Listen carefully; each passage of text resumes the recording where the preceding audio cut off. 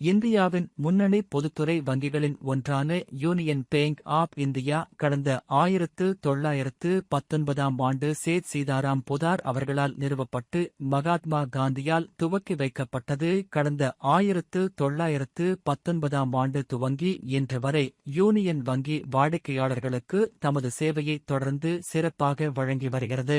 இந்நிலையில் யூனியன் வங்கி தனது 107வது ஆண்டில் அடியெடுத்து வைத்துள்ள நிலையில் யூனியன் வங்கியின் 107வது நிறுவன தின விழா இந்தியா முழுவதும் வெகு விமரிசையாக கொண்டாடப்பட்டது. முன்னதாக மும்பையில் வங்கியின் நிர்வாக இயக்குநர் மற்றும் முதன்மை செயல் அலுவலர் ஆஷிஷ் பாண்டே தலைமையில் நடைபெற்ற விழாவில் நிதித்துறை சேவைகள் செயலர் நாகராஜு முதன்மை விருந்தினராக கலந்து கொண்டார். நிகழ்வில் வளரும் பாரதத்தின் தொலைநோக்கு இயக்கத்திற்கு உதவிடும் இயக்கத்தின் இந்த ஆண்டின் கருப்பொருளான ஒன்றிணைந்து ஒளிரும் எதிர்காலத்தை உருவாக்குவோம் என்ற தலைப்பில் உரை நிகழ்த்தப்பட்டது.